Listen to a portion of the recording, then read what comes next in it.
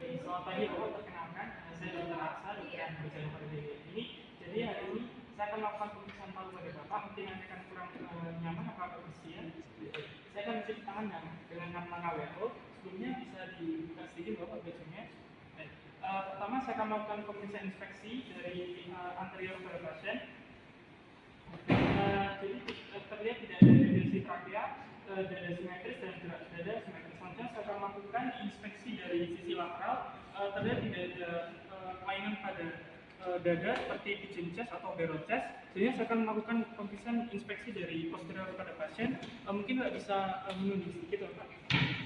Terlihat proses spinosus 7 pada pasien. Lalu terlihat juga dada pada belakang pasien simetris. Selanjutnya saya akan melakukan pemeriksaan palpasi pada pasien. Pertama saya akan melakukan palpasi pada trakea pasien.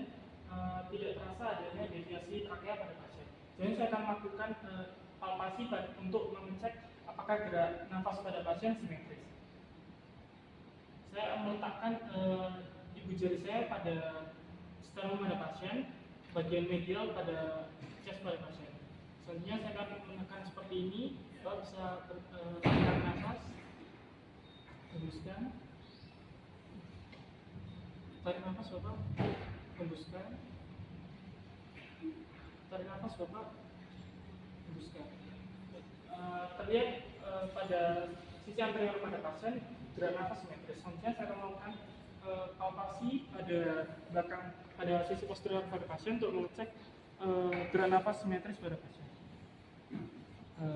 Bisa bernafas Bapak, hembuskan. Bisa bernafas Bapak, hembuskan. Bisa bernafas Bapak, hembuskan. Jadi saya akan melakukan pemeriksaan palpasi untuk mengecek remitus suara pada pasien.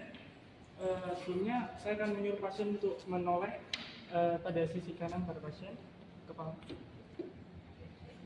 Selanjutnya saya akan menyuruh pasien untuk mengucapkan 88. Bisa diucapkan 88 Bapak? 88. Bisa diucapkan 88 Bapak? 88. Bisa diucapkan 88 Bapak? 88.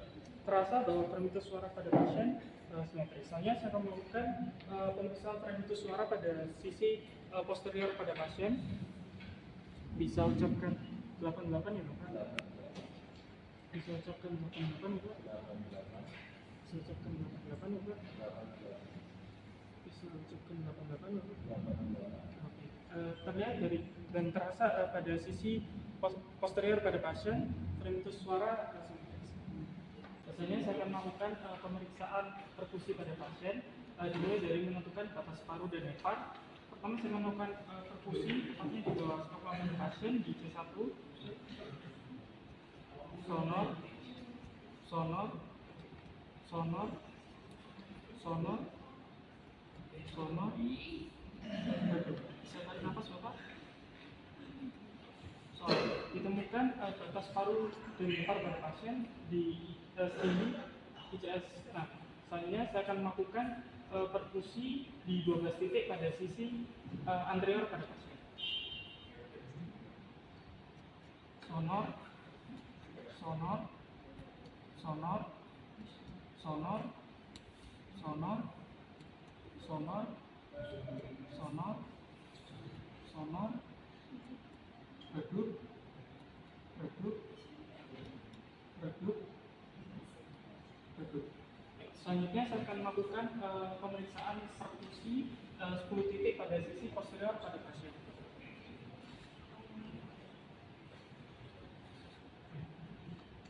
Sonor, sonor, sonor, sonor, sonor, sonor, sonor, sonor, redup, redup.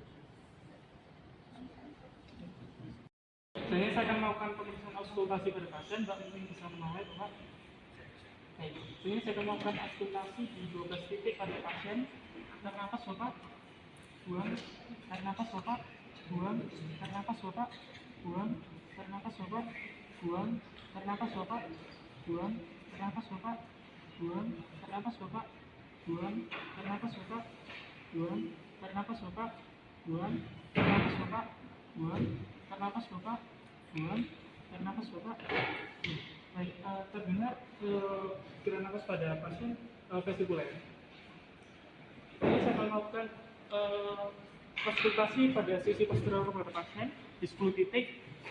Bisa tarik nafas Bapak, buang, tarik nafas Bapak, buang, tarik nafas Bapak, buang, tarik nafas Bapak, buang, tarik nafas Bapak, buang, tarik nafas Bapak, buang, tarik nafas Bapak, buang, tarik nafas Bapak, buang, tarik nafas Bapak, buang, tarik nafas Bapak, buang. Baik, terdengar suara nafas pada pasien vestibuler. Baik Bapak, pemeriksaan paru pada Bapak pagi hari ini telah selesai. Apakah ada yang ditanyakan? Baik, terima kasih atas kesempatan waktunya. Saya akan menceritakan nama KW.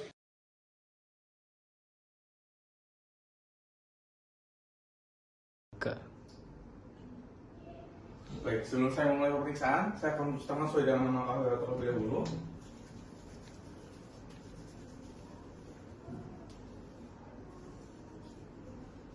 Baik, di sini perkenalkan Bapak, perkenalkan nama saya Dr. Novel, dokter yang menjaga pada pagi hari ini. Kalau boleh tahu ini dengan Bapak siapa? Muhajir. Baik, Bapak Muhajir.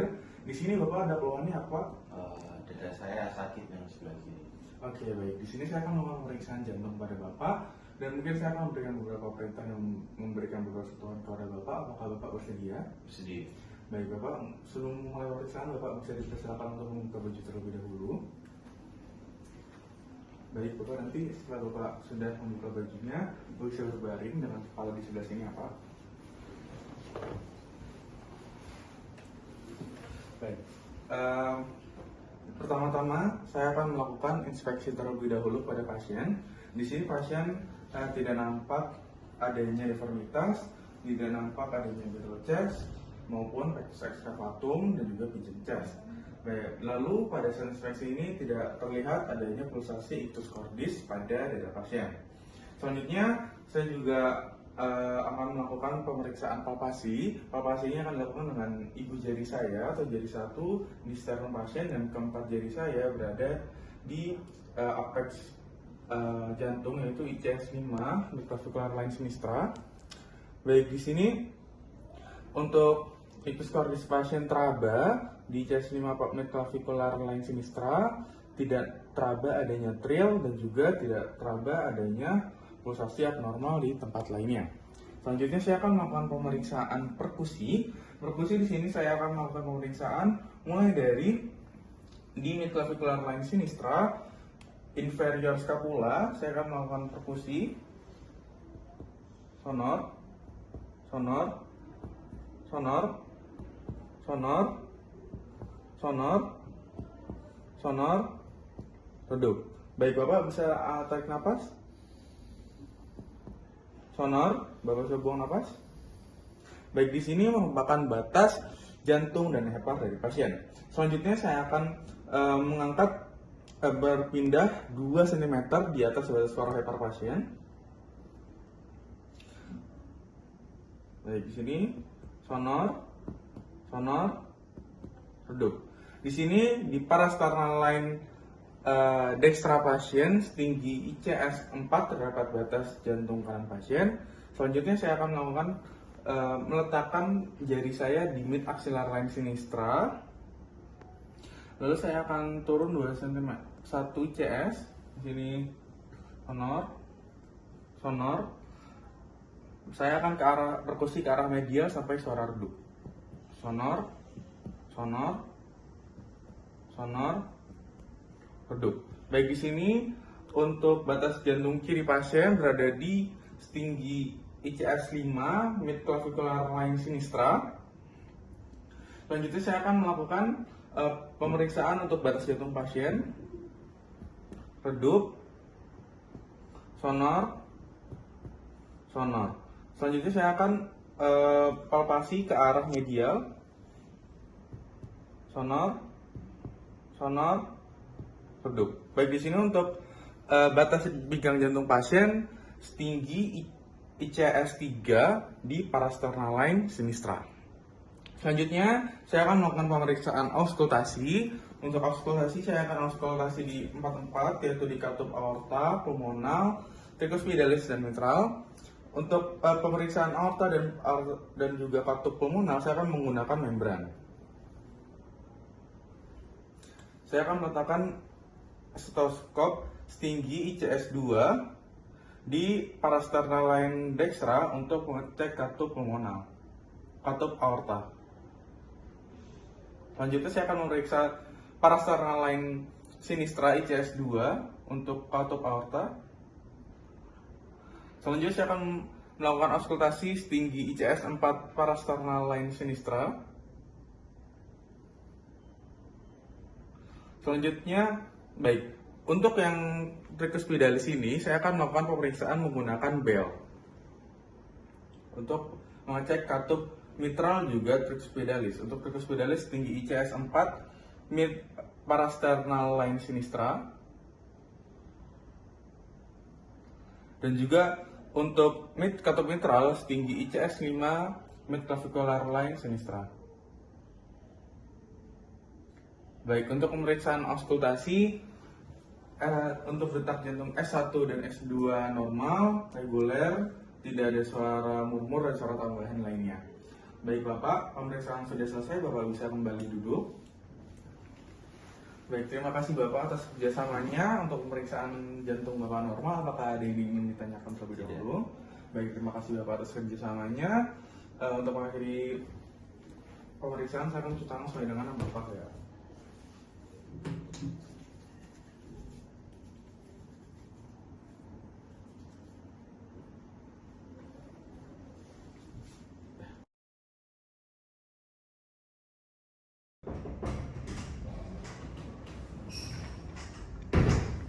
Bapak, selamat siang. Sebelum melakukan pemeriksaan, saya akan pertama mengangkat RPO.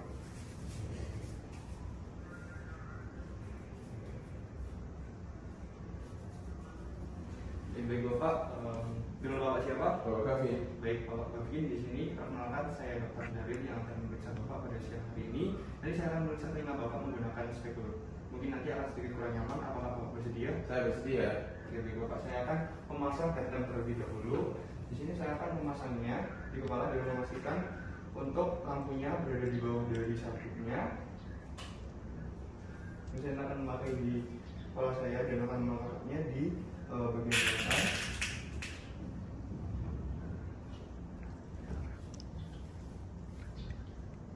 Kemudian di sini saya akan memastikan untuk tabungnya berada di medial dari mata saya. Kemudian saya akan menyalakannya.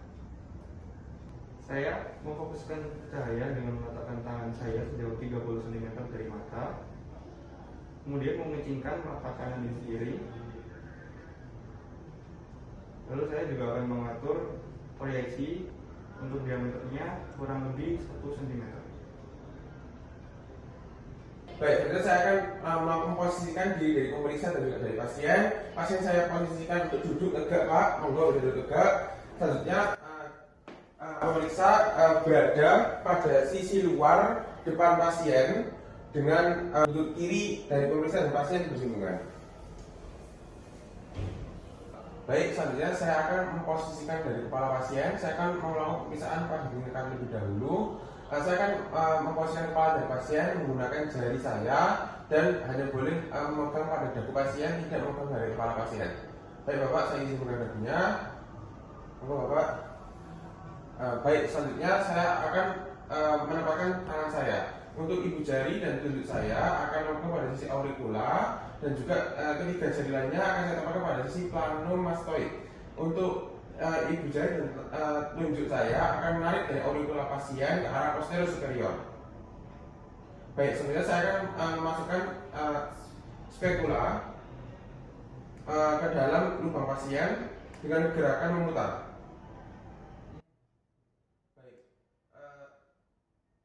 Pada spekulum pasien saya dapat menggerakkan pada atas, bawah, depan dan belakang. Dan setelah dilakukan pemeriksaan terlihat arus akustikus normal dan juga membran timpani intak. Setelah dilakukan pemeriksaan saya akan melepaskan spekulum dari telinga pasien dengan gerakan tanpa memutar, langsung ditarik saja. Kemudian saya akan melanjutkan di sisi sebelah kiri, Bapak bisa menghadap ke kanan dan saya akan memastikannya untuk menggunakan ujung jari saya pada dagu.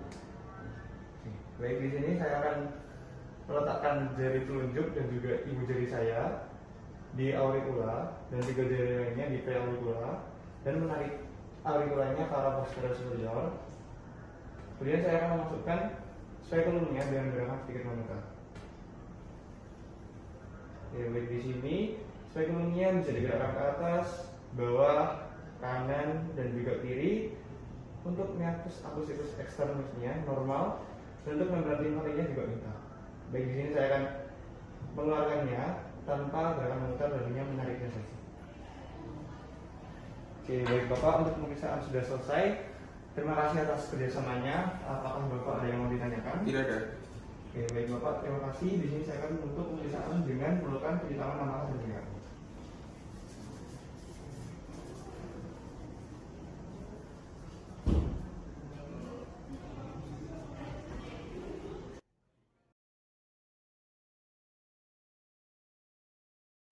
Selamat pagi Ibu, perkenalkan saya Aisyah yang berjaga pada hari ini. Hari ini saya akan melakukan pemeriksaan pada tajam penglihatan Ibu. Dalam pemeriksaan nanti mungkin saya akan minta Ibu untuk melakukan beberapa hal. Apakah Ibu bersedia? Bersedia. Baik, sebelum melakukan pemeriksaan saya akan cuci tangan dan mata sesuai anjuran WHO. Yang pertama, saya sudah memposisikan kursi pasien sejauh 6 meter dari kartu Snellen. Ibu nanti dalam pemeriksaannya akan dilakukan secara bergantian antara mata kanan dan mata kiri. Untuk pemeriksaan di mata kanan, saya minta Ibu untuk menutup mata kiri dengan posisi seperti ini. Jangan ditekan bola matanya. Dari pemeriksaan saya mulai ya Bu. Nanti saya akan menunjuk huruf dan Ibu tolong ya. E, C, B, D, tidak terlihat. Baik Ibu, karena Ibu hanya dapat membaca tulisan di kartu Snellen sampai huruf pertama di baris ketiga yang tidak sampai 50% dari huruf yang ada di baris tersebut. Jadi tajam penglihatan Ibu adalah 6/20 atau bisa diartikan Ibu dapat membaca tulisan di kartu Snellen pada jarak 6 meter, di mana orang normal bisa membacanya pada jarak 20 meter. Selanjutnya kita akan melakukan pemeriksaan pada mata sebelah kiri. Untuk pemeriksaan pada mata sebelah kiri, prosedurnya sama seperti yang tadi ya Ibu, tolong tutup mata yang sebelah. Tidak terlihat. Baik, karena pasien tidak dapat membaca tulisan di baris pertama kartu Snellen, maka saya akan tes tajam penglihatan pasien menggunakan jari saya dari jarak 1 meter. Boleh ditutup kembali Bu matanya yang kanan. Ini angka berapa Ibu? Tidak terlihat, Dok. Karena pasien tidak dapat melihat angka dari jarak 1 meter, maka saya akan melakukan pemeriksaan menggunakan lambaian tangan. Ini ke arah mananya Ibu? Ke arah kiri.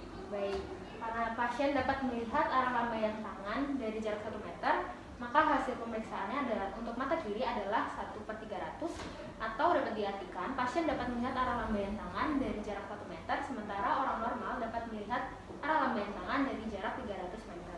Baik Ibu, untuk pemeriksaan tajam penglihatan sudah selesai dilakukan. Apakah Ibu ada yang ditanyakan? Tidak ada. Baik, terima kasih atas kerjasamanya. Saya akan melakukan cuci tangan maka selanjutnya. Selanjutnya, saya akan melakukan pemeriksaan konsentrasi atau lapangan pandang pada Ibu. Dalam pemeriksaan ini, saya memposisikan duduk berhadapan dengan pasien dengan jarak kurang lebih 30 hingga 50 cm. Lalu saya meminta pasien untuk menghadap ke depan. Ibu boleh matanya yang sebelah kiri ditutup karena kita akan melakukan pemeriksaan pada mata kanan. Lalu saya juga menutup mata sesuai dengan sisi pasien. Nanti saya akan menggerakkan jari saya. Ibu kalau sudah mulai melihat tangan saya, boleh katakan ya ya Ibu. Oke, kita mulai. Ya. Baik. Lalu dari kedua. Ya. Lalu dari sisi atas. Ya. Untuk mata kanannya normal karena pasien dapat melihat objek sesuai dengan lapangan pandang pemeriksa. Selanjutnya kita beralih ke mata sebelah kiri yaitu tolong mata kanannya ditutup. Saya juga menutup mata sesuai dengan sisi pasien.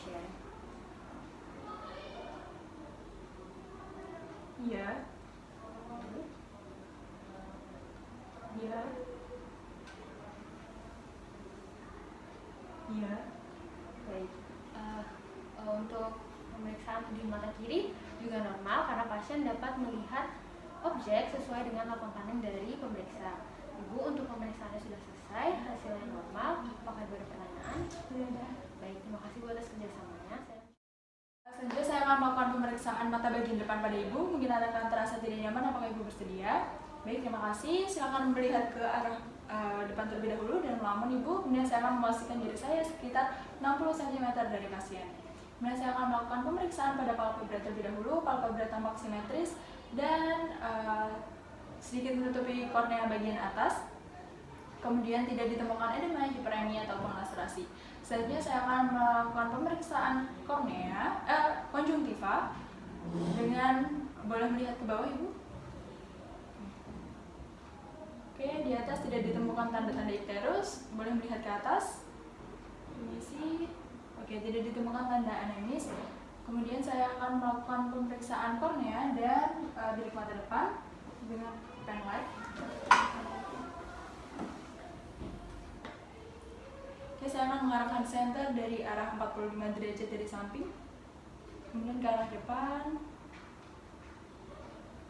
Selanjutnya, baik, kornea jernih dan tidak ada korpus kaleum. Kemudian saya akan melakukan untuk bilik mata depan, kesannya dalam. Kemudian saya akan melakukan pemeriksaan iris dan pupil dengan senter dari di bagian depan. Oke, iris tampak radier, kemudian untuk pupilnya isokor, refleks cahaya positif dan dan diameternya normal sekitar 2-3 mm. Kemudian saya akan melakukan pemeriksaan pada bagian lensa dari arah samping. Oke, ke depan sama di mata. Oke, lensa tampak jernih dan tidak ada area shadow. Oke, mungkin itu pemeriksaannya Ibu. Mungkin ada yang semua hasilnya normal, mungkin ada yang mau ditanyakan. Baik, terima kasih atas kerjasamanya. Saya izin mencuci tangan dan cara memakai anjuran WHO dalam waktu 70%. Selanjutnya saya akan melakukan pemeriksaan segmen posterior pada Ibu. Mungkin akan terasa tidak nyaman, apakah Ibu bersedia? Baik, terima kasih. Sebelumnya saya akan menyiapkan alat, yaitu berupa oftalmoskop. Kemudian saya akan memposisikan diri saya sejauh 25-30 cm dari pasien dan menyesuaikan lensa pada oftalmoskop. Kemudian pupil bisa dibuat midriasis dengan tetes mata midriasis. Kemudian saya akan minta pasien untuk melihat satu titik di belakang. Baik Ibu, silakan melihat ke sana terlebih dahulu. Oke, saya akan mengarahkan oftalmoskop ke arah pupil dengan jarak 25-30 cm di depan pupil. Kemudian saya akan untuk mengamati refleks fundus. Kemudian saya akan mengamati nervus opticus, arteri dan vena retina sentral, area makula dan retina perifer. Kemudian saya akan melakukan pemeriksaan di mata kiri dengan mata kiri saya dan memegang oftalmoskop dengan tangan kiri saya.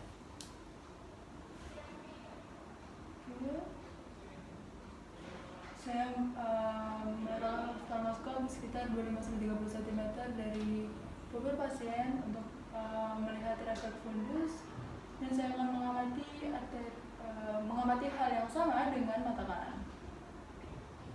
Baik,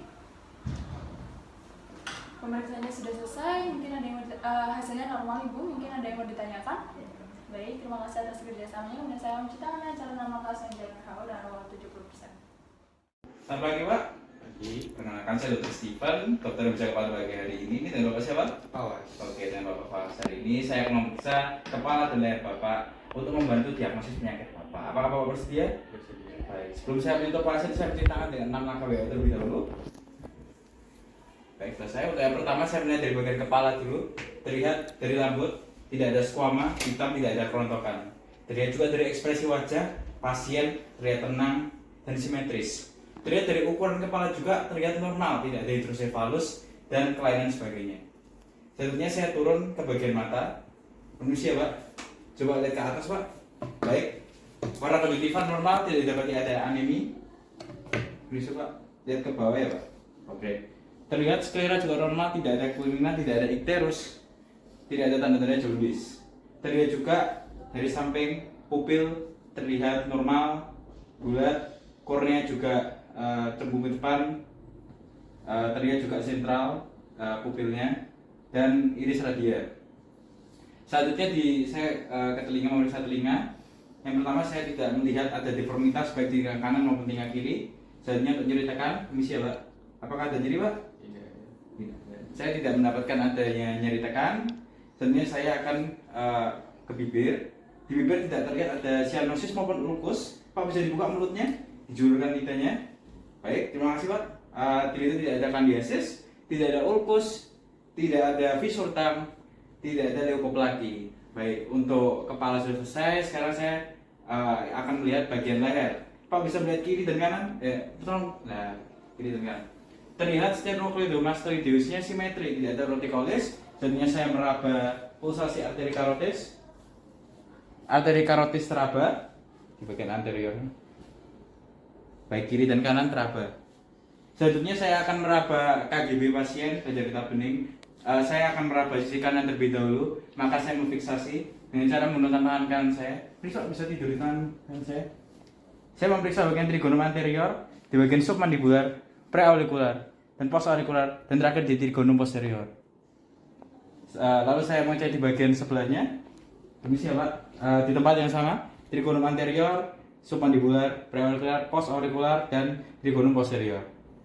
Baik Pak, untuk KGB tidak didapati adanya pembesaran. Namun ketika ada pembesaran, saya akan mengecek ukuran, lokasi, ada nyeri tekan, mobilitas, dan ada konsistensinya seperti apa. Selanjutnya, saya akan menginspeksi tiroid. Tidak terlihat ada pembesaran tiroid. Namun ketika terjadi pembesaran tiroid, saya akan meraba dari belakang seperti ini. Ketika ada pembesaran, dan saya akan menyuruh pasien untuk menelan. Ketika pembesaran itu mengikuti ludah, ketika meludah dan mengikut bergerak, maka itu adalah kelenjar tiroid. Tapi kalau di sini pasien tidak ada pembesaran, maka saya tidak melakukan itu. Baik Pak, untuk pemeriksaan kepala dan leher selesai. Pak, ada yang Bapak tanyakan? Baik, selesai. Saya menutup dengan nama beliau. Terima kasih.